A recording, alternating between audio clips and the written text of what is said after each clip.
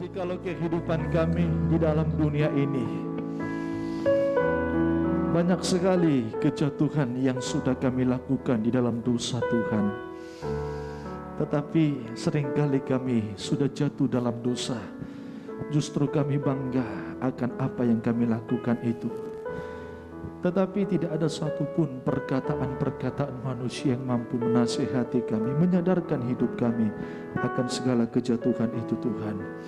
Dan kami tahu hanya firman-Mu Tuhan. Itulah sebabnya pada saat siang hari ini kami begitu lemah secara fisik kami, tapi pasti firman-Mu berkuasa menolong kami. Firman-Mu mampu mengubahkan kami sampai menyempurnakan kami Tuhan. Urapi hamba-Mu dan bersama umat Tuhan yang ada, untuk kami bisa sama-sama menikmati dan mendengarkan firman Tuhan. Segala pekerjaan setan iblis apapun bentuk wujudnya, kami usir, tolak semua, hancurkan kuasanya dalam nama Yesus. Pergi darah Yesus yang berkuasa. Terima kasih. Kami siapkan hati kami untuk kami mendengar firman Tuhan. Dalam nama Tuhan Yesus Kristus kami berdoa. Haleluya. Amin. Silakan duduk. Bapak Ibu, saudara-saudara terkasih sama Tuhan, dari tempat ini saya menyapa kita sekalian. Salam persekutuan dalam cinta kasih Tuhan. Yesus yang sudah mempertemukan kita, Yesus yang sudah memberikan kesempatan bagi kita untuk kita bisa kembali ada di tempat ini untuk memuji dan membesarkan Tuhan. Kita akan melihat Alkitab kita dalam tema yang sudah ada. Saya memberikan tema yaitu berjuang untuk disukai Tuhan.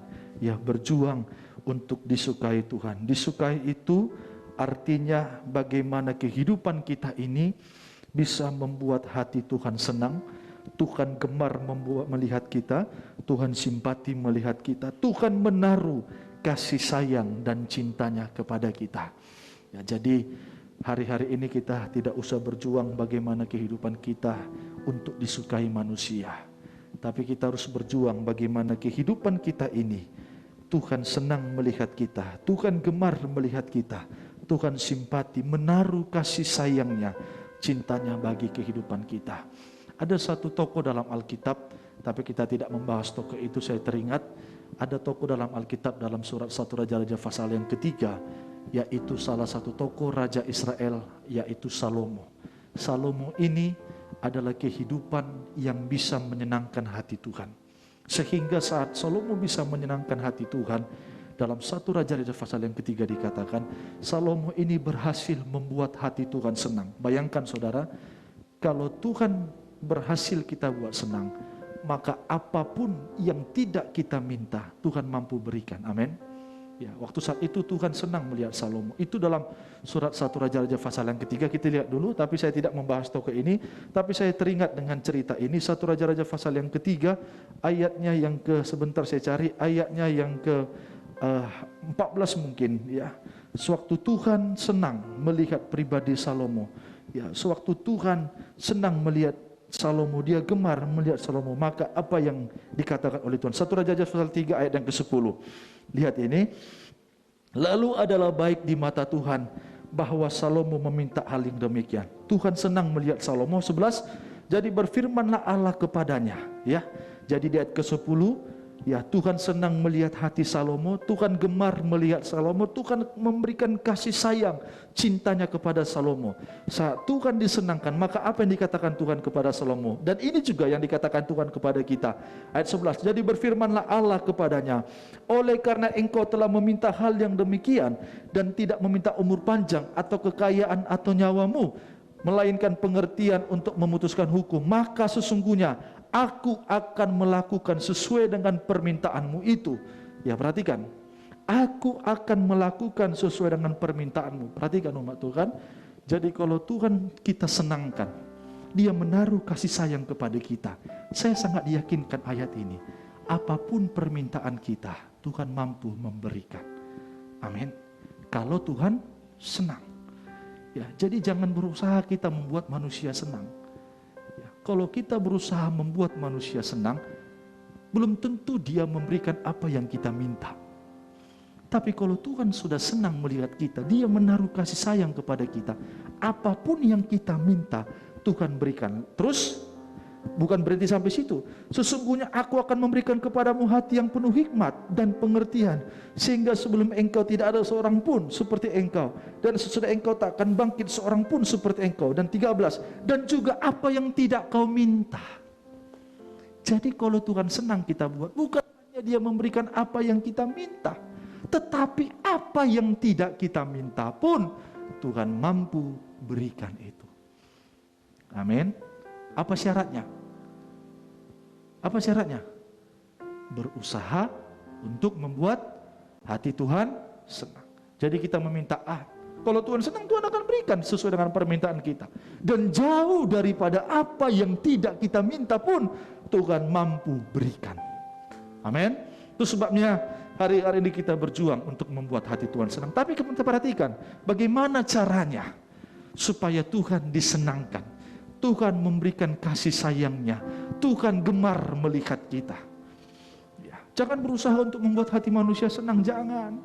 Ya, belum tentu kalau Tuhan manusia kita senangkan Dia memberikan apa yang kita minta, belum tentu, karena manusia terbatas. Alkitab katakan itu. Ya, rancangan-rancangan manusia terbatas, tapi rancangan Dia indah, penuh dengan harapan. Dan apa yang tidak kita minta pun Tuhan mampu berikan. Bagaimana Pak? Caranya. Bagaimana prosesnya supaya Tuhan senang melihat saya? Kita akan perhatikan dari satu tokoh dalam kitab 1 Samuel, ya. Dalam 1 Samuel pasal yang kedua ayat yang ke-26.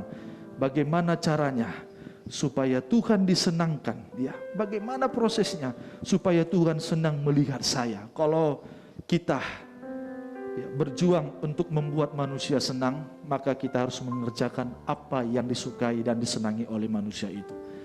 Tapi bagi Tuhan, kita akan perhatikan bagaimana caranya supaya Tuhan disenangkan lewat kehidupan kita. Kita baca ayat yang ke-26, ya. Tetapi Samuel yang muda itu semakin besar dan disukai, baik di hadapan Tuhan maupun di hadapan manusia. Perhatikan, yang pertama, bagaimana caranya supaya Tuhan disenangkan dalam setiap kehidupan kita. Jadi dalam 1 Samuel pasal 2 ini, Samuel ini di kitab 1 Samuel pasal 1, Samuel ini adalah anak dari si Hannah. Papanya adalah si Elkanah. Anak ini, ya, dalam kitab 1 Samuel pasal 1, pintu rahim kandungannya sudah ditutup oleh Tuhan. Perhatikan. Jadi pintu rahim kandungan Hannah ini bukan dokter spesialis kandungan yang tutup, bukan vonis manusia, tapi sudah ditutup oleh Tuhan. Dalam arti kata lain, Hannah sampai kapanpun tidak akan bisa memiliki keturunan. Perhatikan, pintu rahim kandungan Hannah ditutup sampai kapanpun, berarti vonis ini berlaku. Hannah ini mempunyai madu namanya si Penina. Penina ini ada anaknya, saudaraku. Sehingga seringkali si Penina ini menyakiti hati si Hannah. Pintu rahim Hannah sudah ditutup. Tetapi perhatikan, Tuhan yang tutup. Tetapi karena kesetiaan si Hannah ini kepada Tuhan, dia sungguh-sungguh berdoa kepada Tuhan, sehingga dia memiliki suatu keturunan, anak laki-laki. Itulah yang dinamakan Samuel. Jadi perhatikan saudara. Dari sini satu kita bisa belajar. Kalau kita sungguh-sungguh berdoa kepada Tuhan, ya, kalau kita setia kepada Tuhan seperti si Hannah dalam 1 Samuel, keputusan Tuhan pun bisa dirubah. Jangankan keputusan manusia.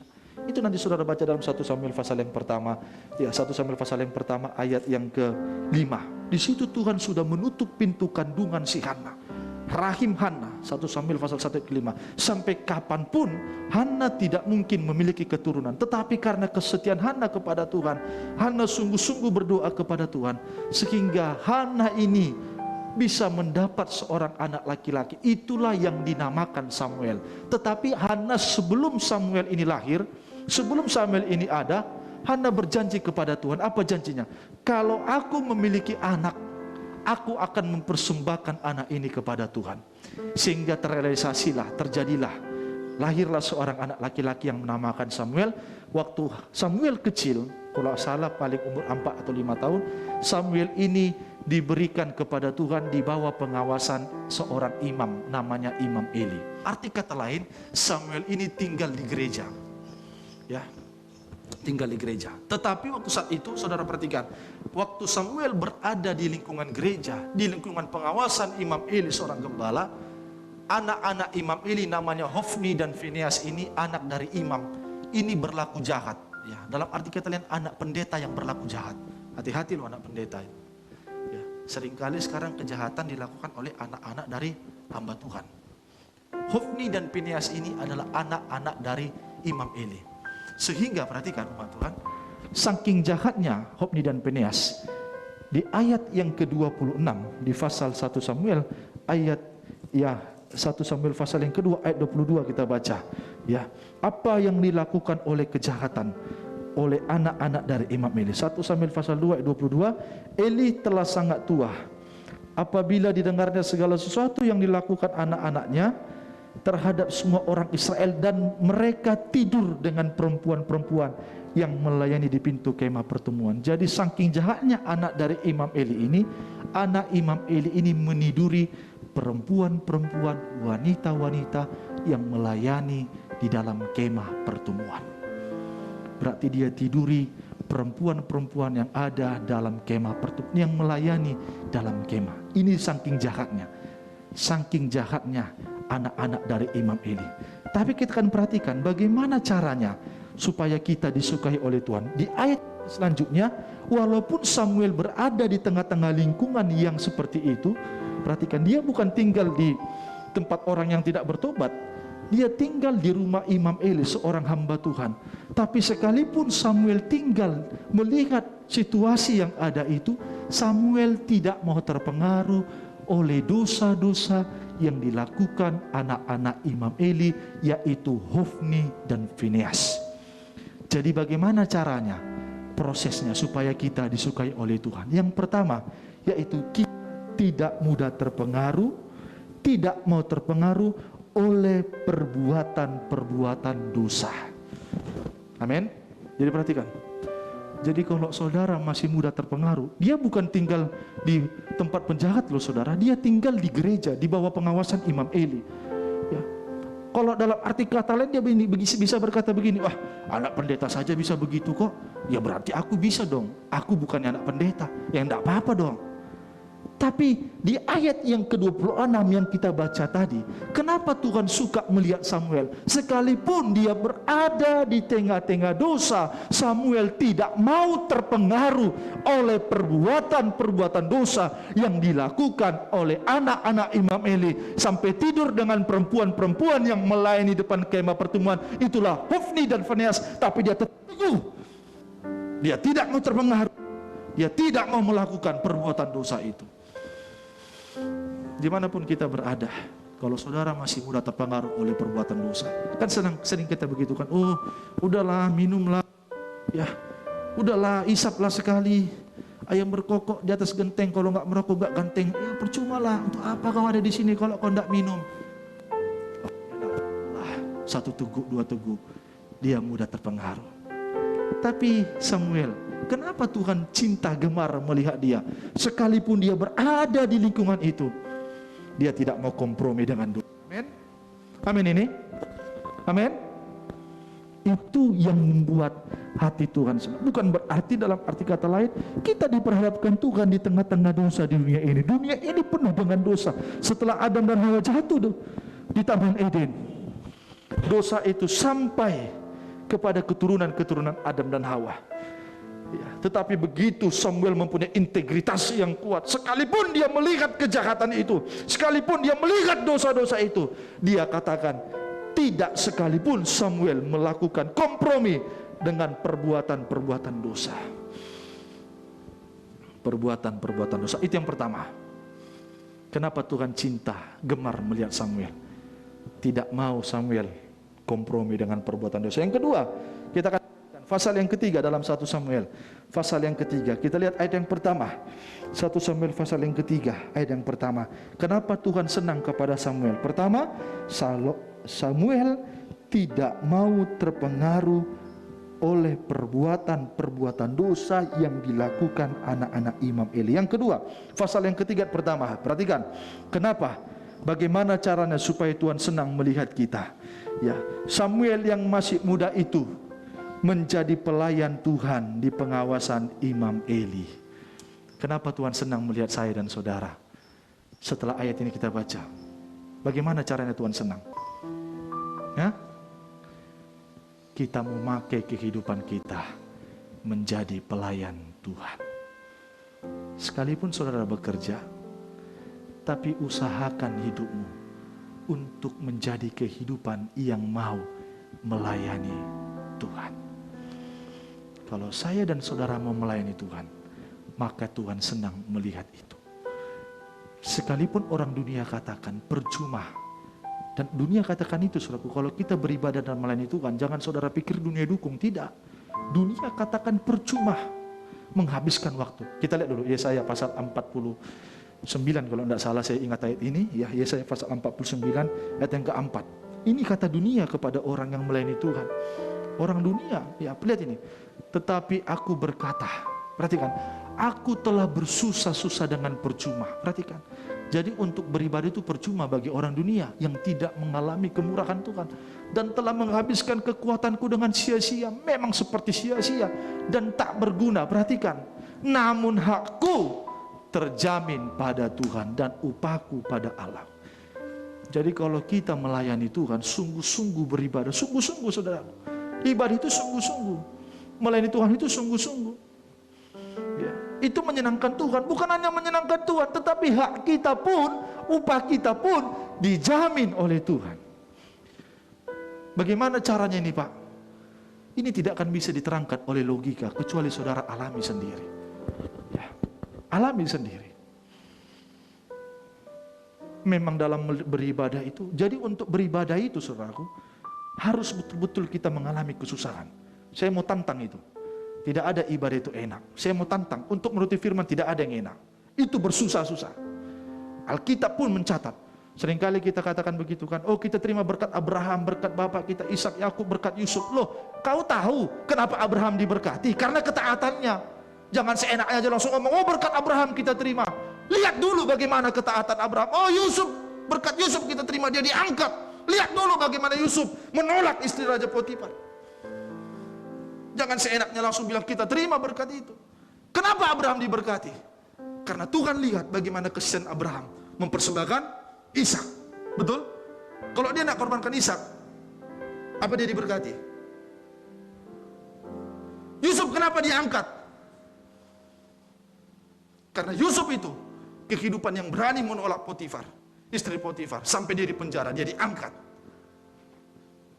Daniel kenapa dia diangkat? Karena dia sungguh-sungguh untuk beribadah kepada Allah. Sampai dicampakkan pun dia ke gua singa, dia tetap teguh. Jangan langsung tembaknya ke sana, lihat dulu di sini, saudaraku. Saat kita membaca teks, jangan lupa konteks yang kita baca.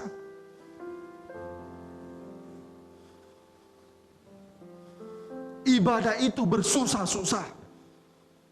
Harus betul-betul dalam kesusahan. Saat kita sudah dalam kesusahan, lihat.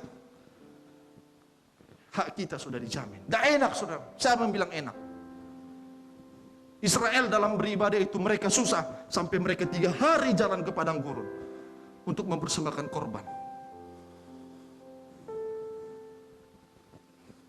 Tetapi perhatikan, saat Samuel dia menjadi pelayan Tuhan, haknya sudah dijamin oleh Tuhan. Itulah yang membuat Tuhan senang melihat Samuel. Yang ketiga, kita akan lihat 1 Samuel pasal yang ketiga. Ya, saudara lihat pembacaan ayat yang ke-4, 5 dan sampai selanjutnya. Perhatikan. 1 Samuel pasal 3, yang pertama, karena Samuel tidak terpengaruh oleh dosa. Simpel saja saudara. Ya, saya menyampaikan firman simpel. Yang kedua, karena Samuel mau menjadi pelayan Tuhan yang sungguh-sungguh melayani Tuhan. Bayangkan dia harus berpisah loh dengan ibunya. Saya tidak usah buka lagi ayatnya di pasal selanjutnya. Sewaktu Hana sudah menceraikan susu Samuel, bayangkan betapa sakitnya seorang ibu untuk melepaskan anaknya. Dia harus relakan anaknya, dia harus korbankan anaknya di bawah pengawasan Imam Eli. Hati Hana begitu sedih, dan Samuel juga begitu sedih.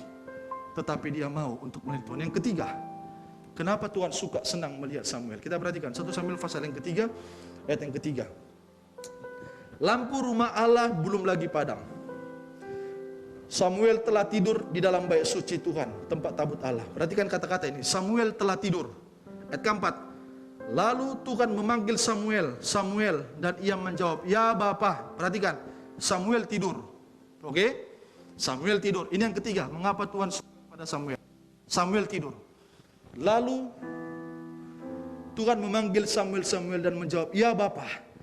Lalu pergilah ia kepada Eli serta katanya, ya Bapa, bukankah Bapa yang memanggil aku? Tetapi Eli berkata, aku tidak memanggil, tidurlah kembali. Jadi dipikir Samuel yang memanggil dia itu, Samuel itu adalah Eli. Ternyata yang memanggil dia adalah Tuhan. Dia tidur, ingat. Jadi Samuel tidur, dia dengar suara Samuel, dipikir Samuel dalam tidurnya. Setelah dia bangun, yang memanggil dia itu adalah Eli. Ternyata bukan, yang memanggil itu Tuhan. Tidurlah kembali, pertama. Lalu pergilah tidur, pertama.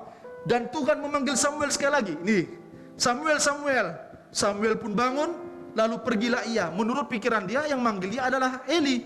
Lalu pergilah ia mendapatkan Eli serta berkata, ya Bapa, bukankah Bapa memanggil aku? Tetapi Eli berkata, aku tidak memanggil, anakku, tidurlah kembali. Sudah 2 kali dia dibangunkan. Yang ketiga, Samuel belum mengenal Tuhan. Firman Tuhan belum pernah dinyatakan kepadanya. Dan Tuhan memanggil Samuel sekali lagi untuk ketiga kalinya. Ia pun bangunlah, lalu pergilah ia mendapatkan Eli serta katanya, ya Bapa, bukankah Bapa memanggil aku? Lalu mengertilah Eli bahwa Tuhanlah yang memanggil anak itu. Apa maksudnya ini? Yang ketiga, bagaimana caranya supaya kita disenangkan Tuhan, kita menyenangkan hati Tuhan? Coba kita jujur ya, manusia ada 2 hal penting dalam hidupnya yang tidak ingin diganggu. Yang pertama, saat tidur. Kita tidak mau diganggu dong saat kita tidur. Betul ya? Coba saudara tidur 1 malam, 3 kali saudara dibangunkan, pasti emosi. Wah, apa itu? Pasti kita marah. Ya kan? Saat enak-enaknya tidur, 1 malam 3 kali dibangunkan. Apa yang membuat Tuhan senang melihat Samuel? Yang ketiga jawabannya, yaitu Samuel taat dan dengar-dengaran. Samuel taat dan dengar-dengaran. Jadi apa yang membuat Tuhan senang? Yaitu kita mau mentaati firman Tuhan. Amin. Coba saudara tidur diganggu, bangun. Satu kali kita bisa bangun, oh iya ya, nggak apa-apa. Tapi coba sampai sudah berkali-kali. Ayat yang ke-26, kita baca pasal yang ke-21, 20. Ya, ayat yang ke-20, pasal yang ketiga. Ya. Dan ayat yang ke-19 kita baca. Dan Samuel makin besar dan Tuhan menyertai dia. Dan tidak ada satupun dari firman-Nya itu yang dibiarkannya gugur. Apa yang membuat Tuhan senang kepada Samuel? Yaitu Samuel taat, mentaati segala firman Tuhan. Dan satu kata firman Tuhan pun tidak dibiarkan Samuel gugur di dalam hidupnya. 3. Pertama, tidak mau terpengaruh oleh dosa. Yang kedua, menjadi kehidupan yang melayani Tuhan. Yang ketiga, taat pada firman. Jangan sampai firman yang kita dengar itu kita biarkan gugur. Orang yang kalau sudah dengar firman kuat, saudaraku, maka dia ada kekuatan. Dalam Ibrani 4 ayat 12, firman itu hidup dan lebih tajam dari pedang bermata 2. Jadi kalau ada firman dalam hidup kita, firman itu mampu menghidupkan kerohanian kita. Apa tanda-tanda orang yang sudah hidup rohaninya? Dia cinta firman, dia suka membaca firman, merenungkan firman, suka berdoa kepada Tuhan. Inilah orang yang sudah dalam hidup kerohaniannya sudah terbangun. Ya, saudara bisa saja jasmani saudara sehat, kuat, oh bisa bertindak melangkah sana sini, mungkin tidak ada kekurangan sesuatu apapun, tapi coba cek rohani kita. Saya ulang-ulang katakan pada 2 minggu yang lalu. Ya, ulang-ulang katakan. Bagaimana Esra itu, dia cinta akan firman. Kalau orang sudah rohaninya hidup, dia pasti suka firman Tuhan. Cek diri kita. Dosa jawab dalam hati. Apakah saya cinta firman? Kalau saudara tidak cinta firman, berarti rohani kita itu sedang mati. Tuhan senang melihat kehidupan yang taat pada firman, bukan taat pada manusia, saudara. satu kata pun firman tidak dibiarkan Samuel gugur dalam hidupnya. Amin. Ada 3. Yang pertama apa? Apa? Tidak mau terpengaruh oleh dosa, sekalipun ada dosa. Yang kedua, menjadi kehidupan yang melayani Tuhan. Orang yang melayani Tuhan itu ditandai dengan kesusahan. Yang ketiga, taat pada firman. Satu kata firman pun jangan sampai biarkan gugur dalam hidupmu. Sebab dalam firman itu ada kehidupan. Amin. Ayat terakhir, Ibrani 4 ayat 12. Kita lihat ayat ini. Sebab firman Allah itu hidup dan lebih tajam dari pedang bermata dua, sampai dia bisa memisahkan. Kalau saya tidak salah, ya, Ibrani 4 ayat yang ke-12. Firman Allah hidup dan kuat dan lebih tajam dari pedang bermata dua manapun, ia menusuk amat dalam sampai memisahkan jiwa-jiwa dan roh. Perhatikan, firman itu hidup.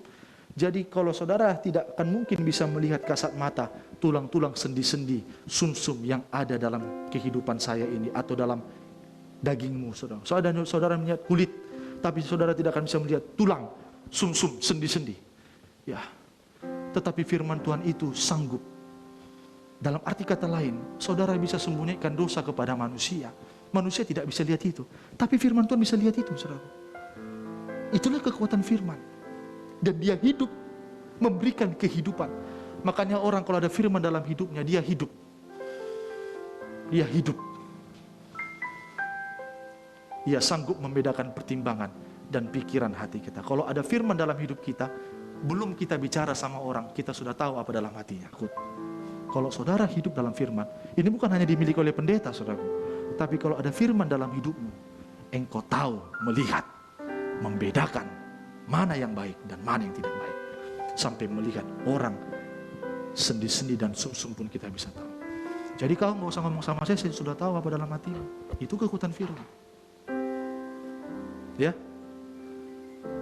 saudara lihat itu. Kalau saudara baca kepada firman, ada persekutuan dengan firman. Cobalah, ini tidak bisa diterangkan dengan logika, saudaraku. Tapi saudara harus alami sendiri itu. Kalau saudara ada persekutuan dengan firman, suka baca firman, saudara akan tahu, membedakan mana yang baik dalam hati dan pikiran manusia. Saudara mau alamin itu? Teliti firman Tuhan. Baca saja, saudara akan tahu itu. Amin. Terima kasih kepada Bapak Pendeta Rafael Siburian atas pelayanannya melalui firman pada siang hari ini. Kiranya saudara-saudari sahabat House of Grace semakin diberkati dimanapun saudara berada. Sebelum ibadah pada siang hari ini kita tutup, kami sedikit ada pengumuman bagi saudara-saudari, sahabat kami dimanapun berada yang mengikuti acara ataupun ibadah community prayer ini. Jika rindu didoakan atau ingin didoakan atau mungkin punya kesaksian yang membangun kerohanian kita, maka saudara-saudari Bapak Ibu bisa mengakses sosial media kami di www.houseofgraceindonesia.org ataupun bisa melihat sosial media kami yang tertera di layar di depan saudara. Demikian informasi yang kami sampaikan. Sampai jumpa. Shalom. Tuhan Yesus memberkati.